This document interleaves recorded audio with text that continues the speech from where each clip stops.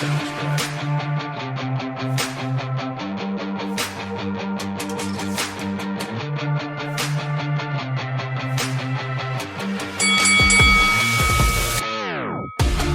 Welcome, Realm family, to another episode of Wrestling with the Realm podcast. I'm Brian, one half of the Power and Glory of Wrestling podcast, and on the other side, he is the Hercules to my Paul Roma. He's my guy, Will. Will, what are we talking about? Guys, we got a Money in the Bank review for you guys. Go over the winners, the losers, what me and Brian liked about this pay-per-view, what we didn't like about this pay-per-view. Brian, let's get started with the women's Money in the Bank match. All You have right. Naomi, Rhea Ripley, Stephanie Vaquer, Alexa Bliss, Roxanne Perez, and Julia. Brian, I'm gonna keep it real with you, man. I was so excited for this match. Yeah, I was So too. excited. And it just felt like it didn't exactly do what it needed to for me. You have six phenomenal individual wrestlers who, one on one, they're great. And I bet if you had them run this match back, they would kill it. They really would. Yeah. I just felt like it was an off day. We're going to talk about people being stretched thin later in the podcast and how we might talk about our, well, former world heavyweight champion Jey Uso being stretched thin. Stephanie Vaquer looked a little stretched thin. She competed in Worlds Collide ahead of this, and she had a match the night before. So she had three matches in 24 hours. That's tough for a competitor. Could not be me. Could not be me. I mean, so kudos to her for even competing in this match.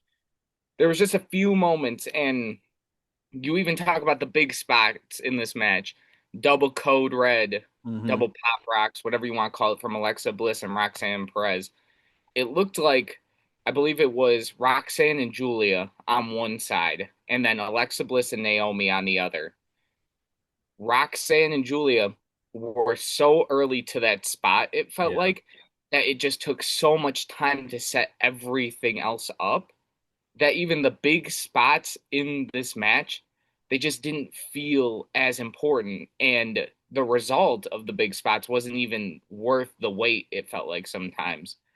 You can go back to the Rhea Ripley ladder spot Mm-hmm. where the ladder just wouldn't function and stuff like that happens all the time in Money in the Bank. But it just felt a little sloppy, all the spots did. And although those things did happen, the correct person won this match. Super happy that Naomi, who's playing one of the best heels in women's wrestling right now, Mm-hmm. is going to be having the Money in the Bank briefcase. I talk about the Money in the Bank briefcase a lot. I like how it makes stars. I loved when even an Austin Theory had it. I thought Austin Theory was going to become a star. But very similar to Damian Priest, it took Damian Priest from the mid card to the main event. It took Tiffany Stratton from the mid card to the main event. Same with Io Sky. We had two established stars win the Money in the Bank. That's something I typically don't like, but in this sense, I like that they gave Naomi this plot device because it feels like this is almost a new Naomi that Mm-hmm. needs to be taken from the mid card into the main event. So credit to WWE. They got this one right. Super happy for Naomi. I was disappointed in this match as well. And the whole time that the match was going on, I just kept thinking about Stand and Deliver in Vegas that we were at.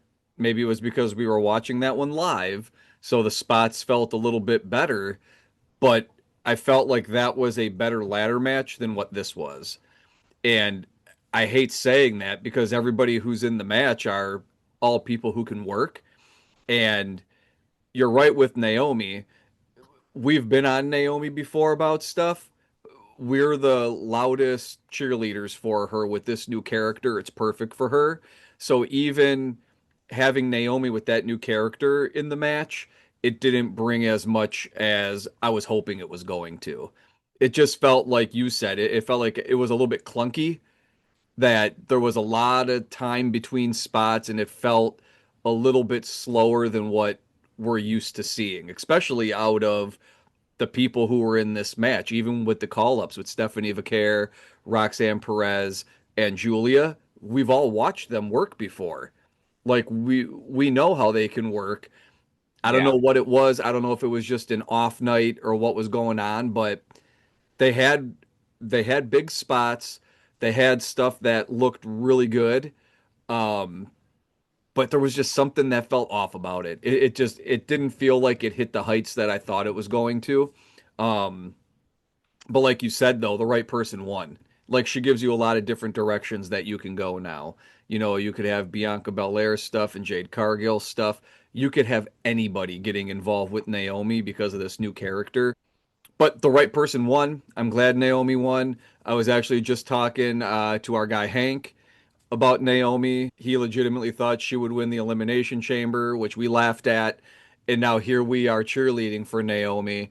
And Mhm. I told Hank, I said, Naomi, I'm sorry, Naomi, if you're listening, Naomi has the worst punches of anybody who's in WWE. She doesn't even try to hide it. Her new character and the way that she plays it is so good. I don't even care about the punches. Like all that stuff goes away, which just goes to show sometimes how even if you're lacking on one part in professional wrestling, you can make up for it with something else.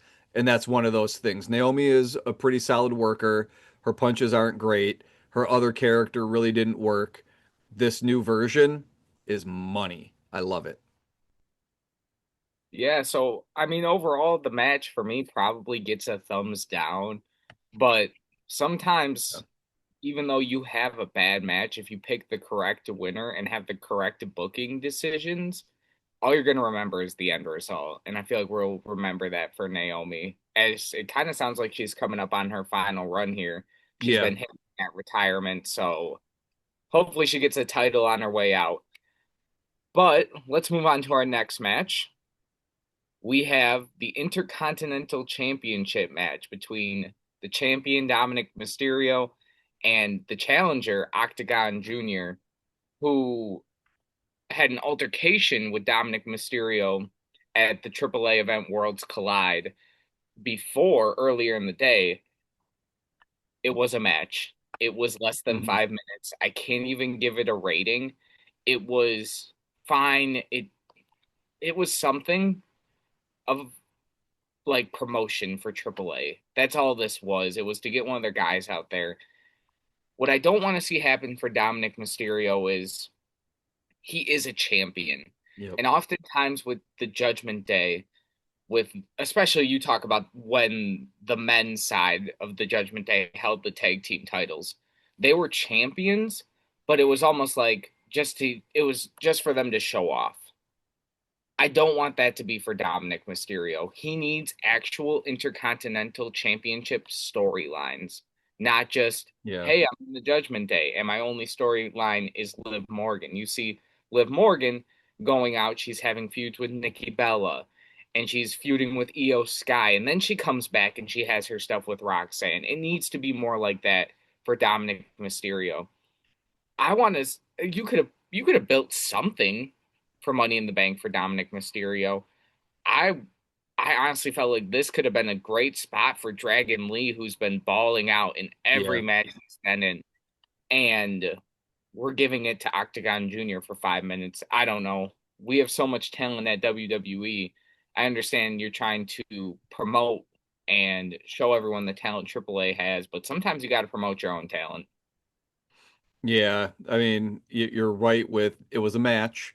Um, I mean, it's exactly what you said it was. They were trying to get some promotion for AAA. There's nothing wrong with that.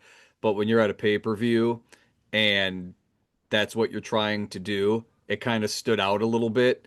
And it was like, we want to get some promotion for AAA, and Dom is over, Liv is over.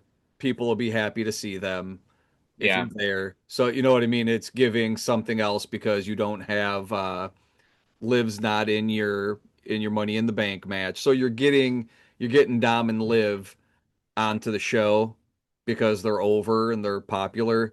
Um, but it was a nothing of a match again. Hard to even rate it. It was entertaining because you have Dom and Liv out there, but it was just a match. Yep.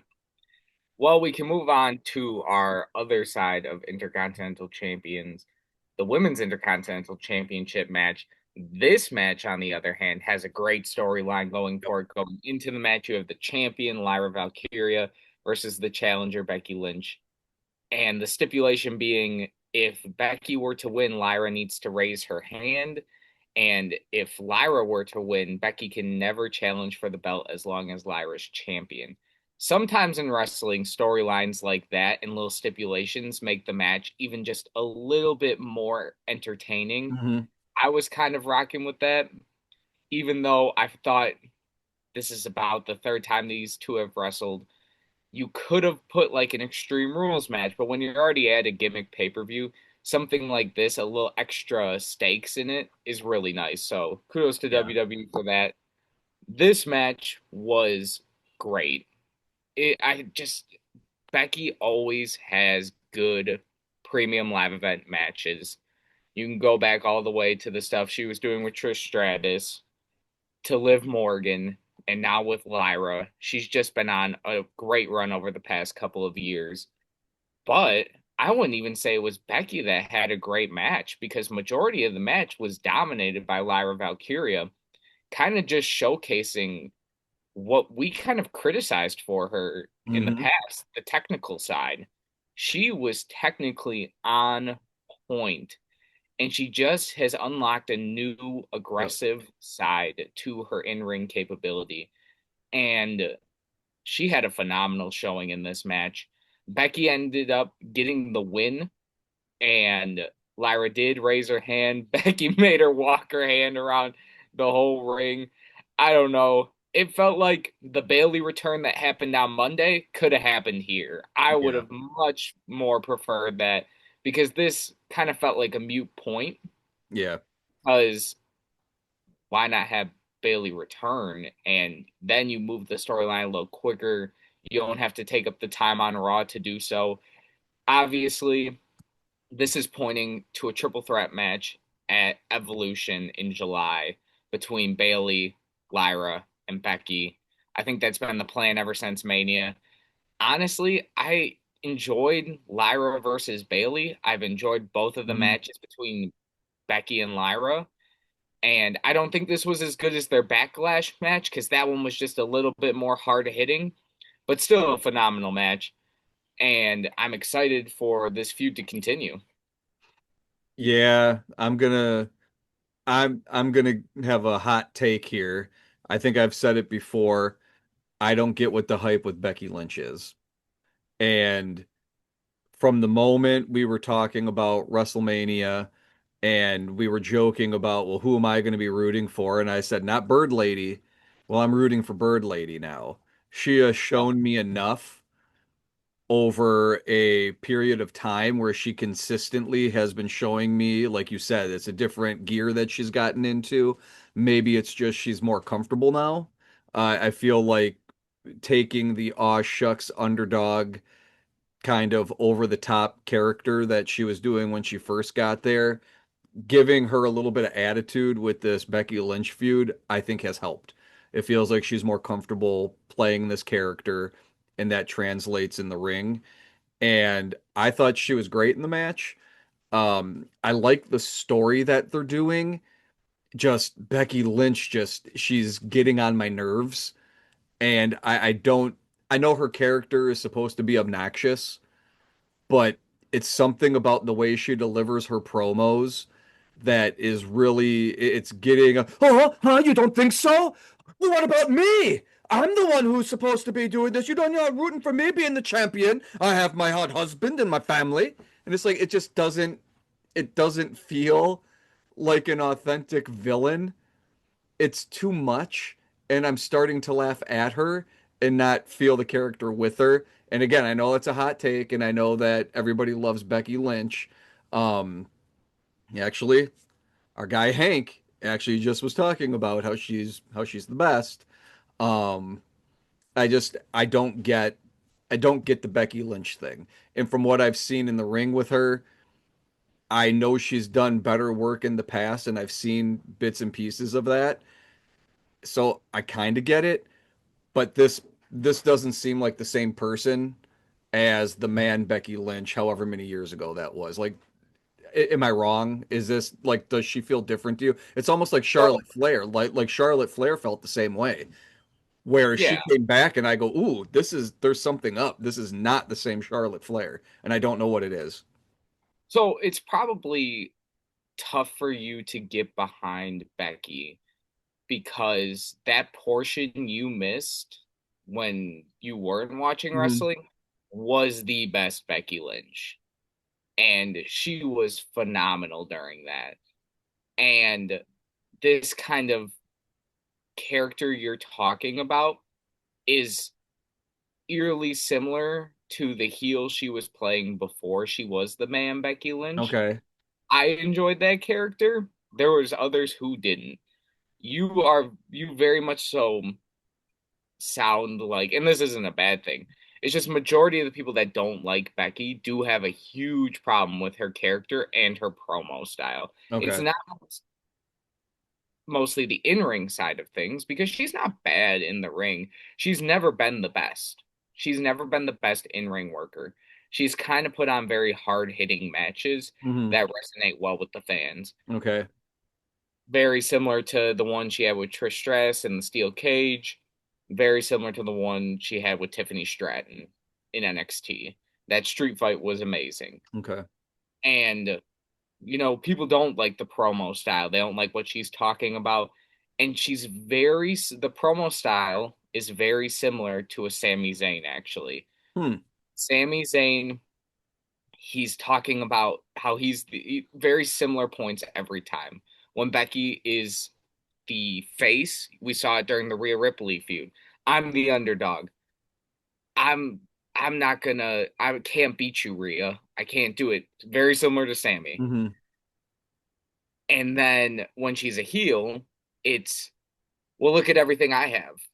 Look at me. Look at my hot husband, just like you said. And Hmm. it's very similar to Sammy. And even how like down to how they cut their promos. They'll get really worked up and then Yeah. they'll Yeah. people despise that about Becky. That's like the one thing they just can't stand about her. Sammy does the same thing. So it's Yeah. You know what the it difference is though, is that Sammy, I there's heart to it mhm. when he's doing it.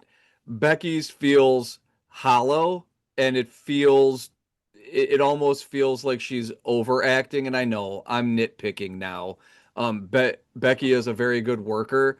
I'm picking nits with her character work and stuff. Don't come at me too hard, everybody.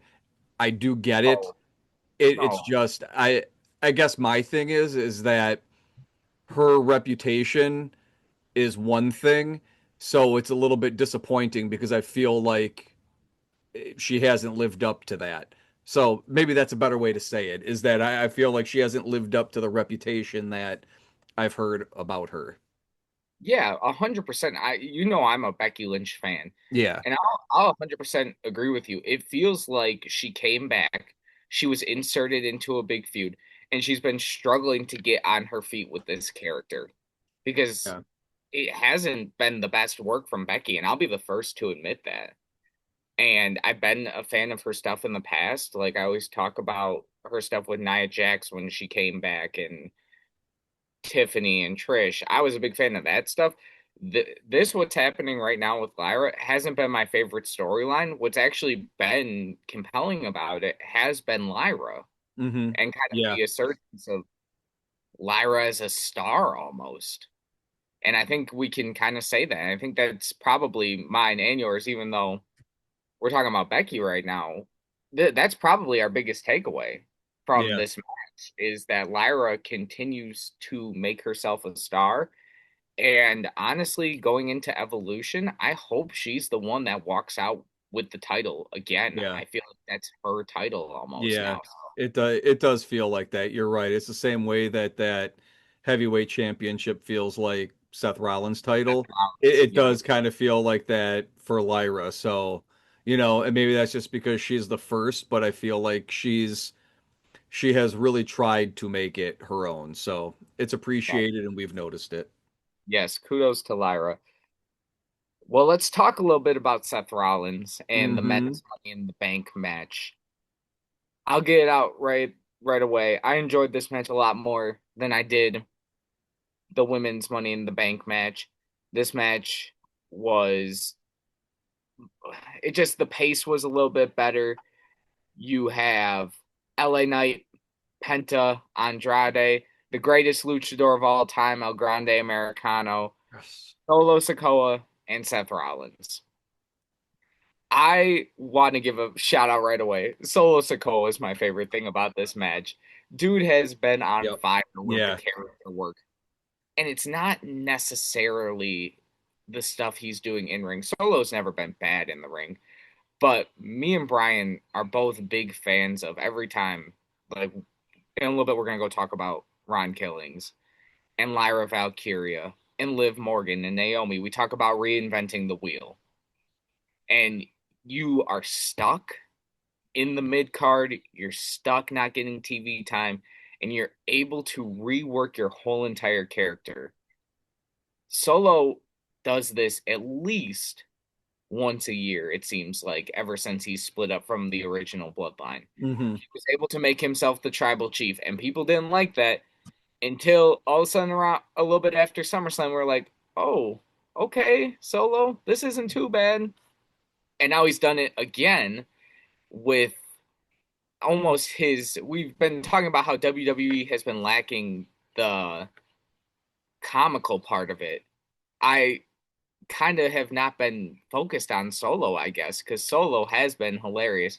When he was mocking LA Knight, that was that was so good. So shout out to him. He actually had a great match in ring wise as well. And Will, also, you want to take a guess when I said, "Ooh, I like Solo Sokoa." You want to take a guess what it was? oh gosh. Oh yeah, when he yeah, and he hit the little walk. Yeah, that was He did the so walk, and I was like, "Oh, I love Oh, Solo Sokoa you want now." to know what? I'm so happy you brought that up because I was blanking on the other thing he did. I That remembered was the it. LA Yeah. Knight moment, but Yep. yeah, that was so funny. And he was great in this match. Andrade was phenomenal in this match. He was also in, I don't know if it was last year's match or the year, I think he was in the year before that. Andrade just needs to be a staple in the Money in the Bank. He just competes so well Yeah. in the match. And in ring wise, I don't know if there's many better than Andrade. He hits hard, he's super athletic, he just moves well, and he sells so well. He had so many spots with Penta, and Penta wasn't bad in this match, actually. We talk about how you can Yeah. sometimes disguise Penta in these matches, which, 100%. by the way, I saw multiple, it's going pretty viral on TikTok to give your top 10 in-ring workers right now, Oh, and don't. everyone's list has Penta on it. Come on. You guys. And Ugh. maybe there's something we don't see, and that's fine. Everyone's got their own taste of in-ring work, and I thought he made Penta look great in a few different spots in this match. I thought Penta made himself look great in a few spots in this match. We talk about how he's great at the big spots. Yeah. Yeah, he does big spots. Yeah, Three of he does them well. He does them them. Yeah. well. But kind of getting to the main portion of this match, you had an amazing spot with El Grande Americano and LA Knight being able to climb up the ladder from the outside and jump into the ring. That was super cool. Yeah. LA Knight was able to give a super cool back body drop off the ladder. And shout out to him. I don't know if that was just kind of meant to be or he was able to realize the ladder was that close. I believe Hmm. he gave it to El Grande Americano and he just kind of flipped him and they Yeah. barely missed the ladder. So Chad Gable takes crazy spots all the time. I don't want his head bouncing off of a ladder. Wait, Chad Gable was in this match? yeah, my Oh, bad. you're not one of them conspiracy theorists, No, are no, you, I'm Will? not. I'm not. My Oh, bad. here we My go. bad. Will No, is a Chad Gable, El Grande Americano truther, apparently. Okay. I my see how bad. it is. My bad, guys. My bad. But El Grande Americano, he almost took one right off the head. I'm happy he has so many Yeah. metal plates in his head. He probably would have been okay. But you have Seth Rollins call out his boys, and then Solo Sikoa call out JC Mateo and Jacob Fatu, and Jacob Fatu wrecks shop. I Yeah. noticed something during this Yep. match. During the stare down between Bronson Reed, Braun Breaker, JC Mateo, and Jacob Fatu, you want to know who didn't stare each other down? Jacob Fatu and Braun Breaker. They are not going to give us No. any little bit of that. They didn't Yep. even interact in this match. Yep. They are not going to give us that until it's time. So Yep. that's the great part of WWE. They'll show you it, they'll make you think it's happening, but it's not. Solo climbs the ladder, and then we get exactly what we've been waiting for so long. I hate you, Solo. Oh, Spinning so good. Solo through the table on the outside. We think LA Knight has his moment climbing the ladder. Seth pulls him off, curb stomp.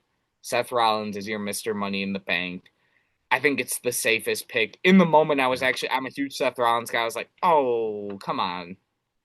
But Brian was right. I was trying to talk myself off him not winning this match. And listen, sometimes you got to give your established stars Yeah. big plot devices like this because they are so important. And what we've seen on the men's side in particular in past years with Damian Priest, Austin Theory, is when it's these young guys, they've struggled to pull the Hmm. trigger because the main event guys are so good at what they do. Seth Rollins is going to cash in before SummerSlam or at SummerSlam on Gunther. Gunther's title reign is not going to be that long. So it's going to be his title is coming back to him. And we alluded to that earlier, talking about how this is Seth's Yeah. title. He is not cashing in on John. He will cash in on Gunther. And it won't be long. It will not be long. Brian, what were your thoughts on this match? I liked it better than the women's Money in the Bank match, which is shocking for me because generally I feel like the women's matches are usually a little bit better. Um, but so it was surprising to me that the men's match was better, even for a bunch of people that I wasn't super excited to see in there. I wasn't super excited for Penta, but I understood why he's there for just the reasons that you gave. We can disguise what he does. He's a magician with what he does, with all of his garb and the this and the that. Well, guess what? Gimmick matches are the magician of matches to hide Penta with his flaws. So yeah, he looks great out there. He does a couple of big spots. The best thing he did in the match was give something to Solo Sikoa so he could mock his walk and stuff. I thought that was great. I'm glad Solo Sikoa did it. His character changed literally in this match. Even when he's climbing up the ladder and Jacob Fatu grabs his foot and he does the comical thing where he still tries to climb a few times and then looks down like, why isn't my foot moving? And sees that as Jacob Fatu, and then the look on his face, it's comedy gold. And I like I like where this character is going because we all kind of already laugh at Solo Sokoa, even though we don't really want to. Mm-hmm. We kind of do. So it makes me giddy that they're gonna lean into that a little bit, and that's probably the right way to go. Um, I figured Seth Rollins was going to win. That makes the most sense story wise because now you give that group something. They have a MacGuffin of some sort that gives them some legitimacy. Um, so that was expected. I thought everybody kind of had a good match though. LA Knight I thought had a really good match. El Grande Americano, this dude needs to calm down. Like I don't know if he's in some sort of secret competition with Chad Gable to see who's going to be like the best worker in the ring, but it's there's something because El Grande Americano es numero uno is what I say. Um, so that made me happy. I like seeing him. Uh, you're right about Andrade too. Like just dude kills in this match. He is that person who you don't really think about, But man, the stuff that he's doing in there is really good and it adds a lot to it because he can take big spots, he can take big bumps, and it looks good. Uh, Having the two factions come out, I don't even know if we can call the new bloodline a faction anymore after this, but Yeah. having those two groups come out and do that stare down was awesome. And Mhm. Jacob Fatu, that dude is over like Rover. You cannot say it hard enough. My wife said her favorite things at WrestleMania this past year, she said number one is Jacob Fatu. That is her number one thing. Her number two thing is Carlito. And I said, Carlito, what'd he do at WrestleMania? She was like, don't you remember when Pat's like, Carlito's dead? For some reason, that that hit her just in the funny bone. So like Carlito being gone impacted her because she's like, man, he was one of my favorite things at WrestleMania. But Jacob Fatu was number one by a long shot, and that dude is over. I thought it was a pretty good match. The right person won, Yep. and we advanced some storylines. I thought it was good. And that brings us to our final match, Brian. You have on one side John Cena and Logan Paul, and on the other side Cody Rhodes in main event, or maybe now back to the mid card Jay. So I highly enjoyed this match, Mhm. and not for the reason most would think, because the in ring work rate was fine at best. You had a few big spots. Logan Paul, if you're not sold on him, guys, you should be now. You really should be. This guy, I get, outside of the wrestling world, might not be the greatest guy. You might not like him, Mm-hmm. but in the ring, is he a top 10 worker? He He ain't might. bad. There's not many better. There really is not many better. And that moonsault he gave to Jey Uso, he was on Oh, his social medias talking about it, and he told John he was going to do that spot, and he said, "You can't do that," and he pulled it mm. off pretty much perfectly. He shocks me with how he jumps off those ropes. Yeah. He really does.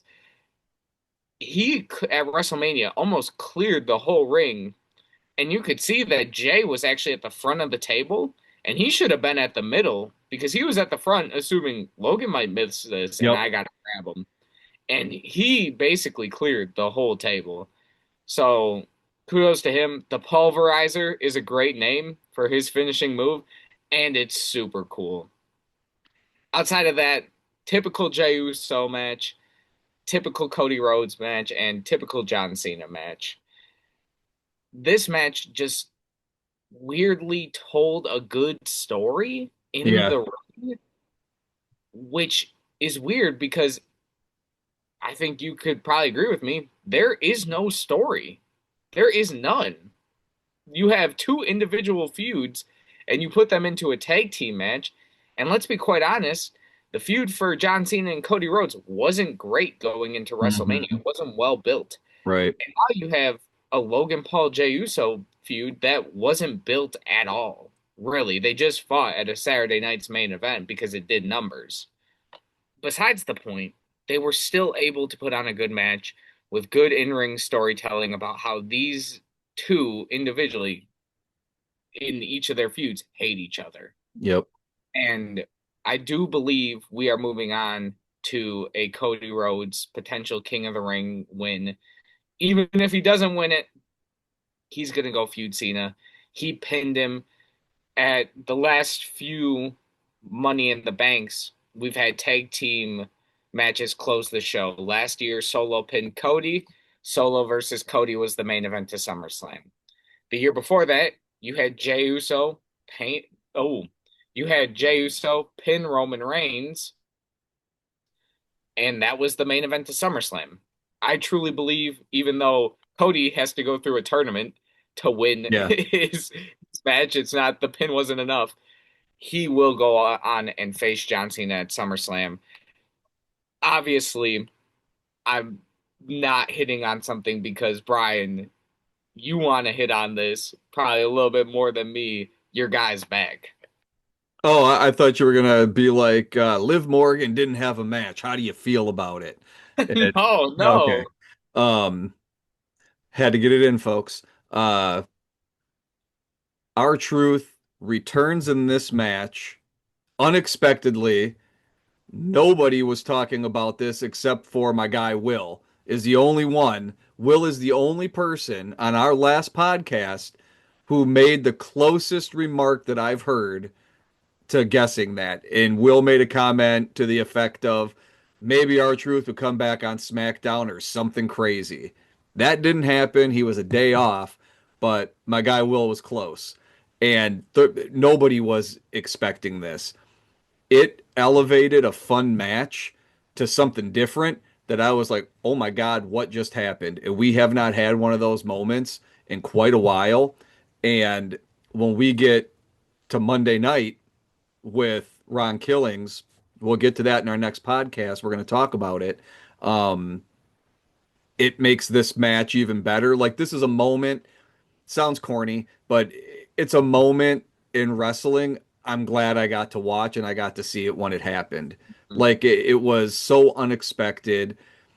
Everybody had been talking about R-Truth. Everybody was upset about it. Um, Clearly that had an impact. So it felt awesome to see that. And again, it was just kind of a good, a good like final touch to a match that already was an entertaining match. Yeah, Um, like you were saying, we're gonna have a main event be a tag match that doesn't really have any stakes to it. Uh, but you got guys in there that are entertaining to watch for one reason or another. Even if it's Logan Paul, like you said, we hate him, but you guys know you like watching him in the ring. Like oh yeah, nobody come on here and act like no, you hate seeing one of his matches because that's not true. Everybody knows that he can work. People just don't want to admit it. And I get it. That's fine. Um, but what I really liked is that they were telling stories in the match. You guys who have been listening to us, you know I love that if you want to get on Brian's good side in wrestling and you want him to say nice things, tell stories in the match without having to have a microphone. That's what impresses me. And they were able to do it with John Cena and this heel character that we all know at some point is turning back.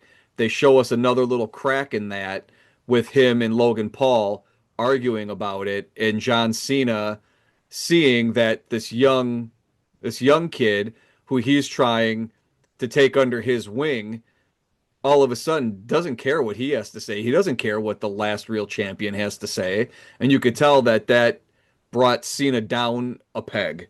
Like, mm, who are you talking to? So I go, yeah, they were telling a little bit of that story to show those little cracks in this heel persona. Then you have Jey Uso, who's been working his story with Gunther about stretching himself too thin, and you see it throughout the match. Jay is starting to tell that story in the match with bumps that he's taking or parts that he's holding. He's holding his side. He's doing things to lead up to another part of that story. So for that, I give them high marks because they told a story in the ring. It was entertaining and it felt like a main event for this pay-per-view. And then when you bring R-Truth comes back, it really makes it a lot of fun. I liked it. yeah. I enjoyed this whole entire pay-per-view. Yeah. It's interesting you say that because you look at this card top to bottom, and you had a match that started that disappointed, Hmm. and you had a match that was nothing, and then you had two pretty good matches, and you had a good in-ring match with good storylines in the ring, and you had an amazing ending. And it shows you we're super high on this pay-per-view, at least I am. I know it sounds like you are as well. Yeah, I And liked it. we're saying we like it, and then you go back to WrestleMania, and I want to say like the match card, like overall the matches that were had were better, but the ending was so atrocious. Sometimes you just got to listen to what the fans want. Hmm. I know you said it's corny, dude. There's moments in wrestling all the time that are just so cool to watch happen. And Hmm. I think about that moment for me was like when Cody won the championship, it was so It cool. was. It was cool. It was just such a perfect wrap Yep. on what was a 3 year storyline with Roman Reigns and Cody and Sammy and the Usos and Paul. It was just the perfect ending for it. And, this was another one of, I think, those almost canon events where the fans were heard. And, I know there's plenty of people saying it was a work. And, you know, maybe we'll figure out 2 years down the line, maybe it was. But at least, you know, they're doing a good job of, at least Ron Killings is letting us know that, hey, it wasn't them. They Yep. reached out. It was you guys. It was your guys' voice, all the fans, even the IWC doing some good. Hmm. So I really enjoyed that moment. It was a great moment. And overall, I would give Money in the Bank 2 thumbs up just for that moment. I would give it. I'll give it one thumb up. But what are we doing? Are we doing our rating out of 10? Is that what we decided on? Yeah, no, No, I think we decided on 10. I think we're going out of 10. I was just saying it's 2 thumbs up. But Oh, we can you go. were just doing like, Yeah, hey, I it was was just awesome. I liked it. Two yeah, I thumbs like up. this Okay, you one. weren't giving Yeah. it an official, like, okay, I got you. Well, I, I'm gonna give it two thumbs up too. Then, if that, okay, I got. okay. Okay. What's your 1 out of 10 rating of this pay-per-view, Brian? Or no, I'm just kidding. I'll give it. I will give it like a solid 7.5. I thought it was entertaining. I had fun watching it. There was some surprises, and even though matches that I had high hopes for were meh, it was still fun to watch. Even the women's match that didn't hit the heights I hoped it did, it was still fun to watch. I mean, It you could have been was. doing a lot worse than watching that. So Yeah. 7.5. Yeah, I was gonna go 7.5, but that would make us seem like we're too in line with each other. So maybe I'll go 8. I did enjoy Okay. one, and it was really good. So, I enjoyed the moments. When we talk about pay-per-views, oh, sorry, premium live events down the line, we don't remember the match by match Yeah. all of everything. Like I could barely tell you the match by match call between most of the matches at Backlash or even this last episode of Raw. Yeah. So, Right.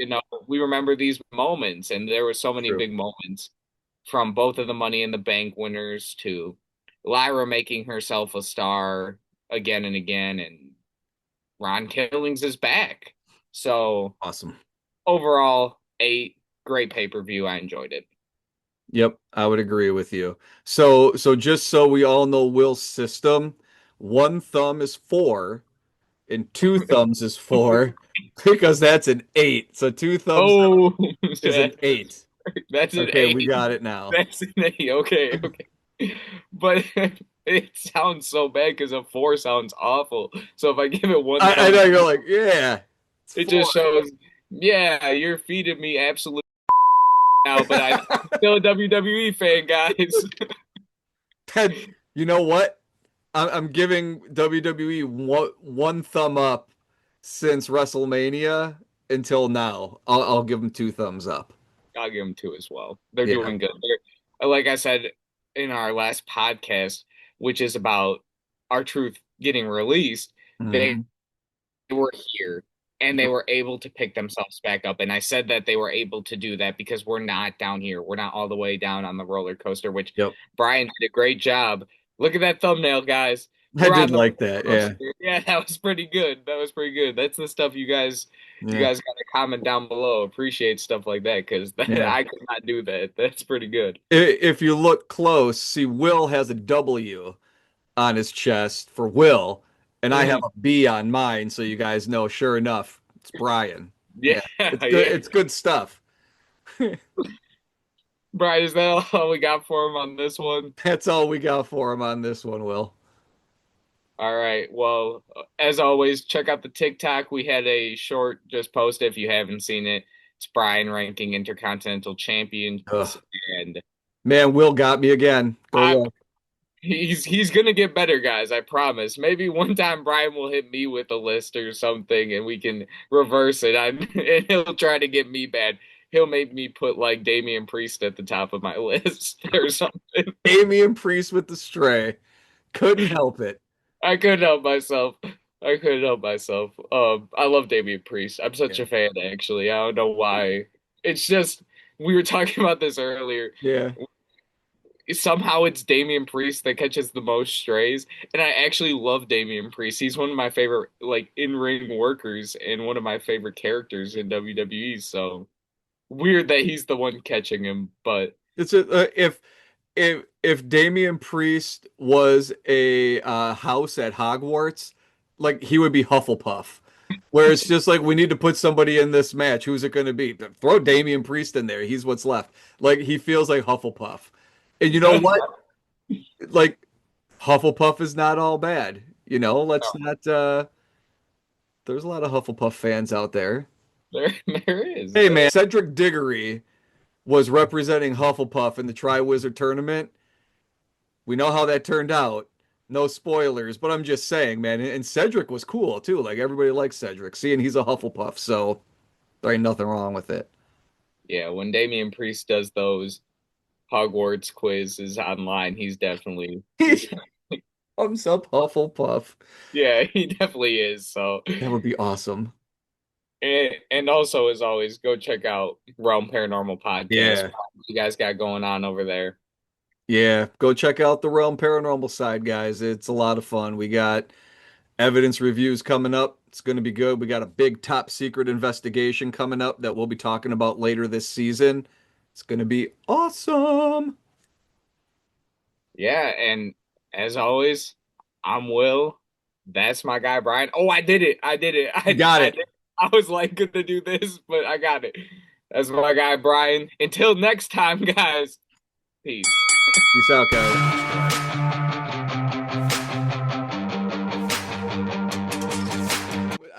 Wait. Okay, now do it. Okay, there you are. You're right by him now. Hold Okay. on. Hold on. Yeah, Wait. back it up. Wait. Well, I don't know. Hold There you on. go.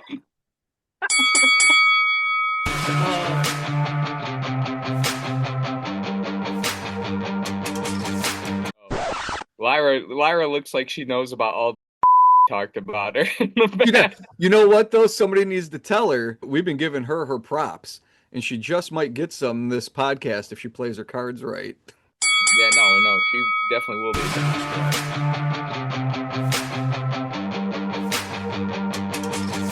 Okay. We got Ready? we got truth right there.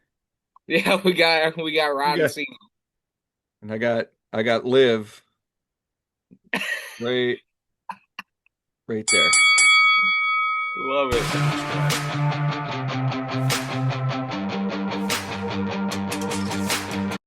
And that brings us to our last match on the card. We have the tag team main event between the champion Logan Paul. Oh, what? Am I jumping the Oh, gun? No, I'm not. All right, let me redo whoa! that. When did this happen?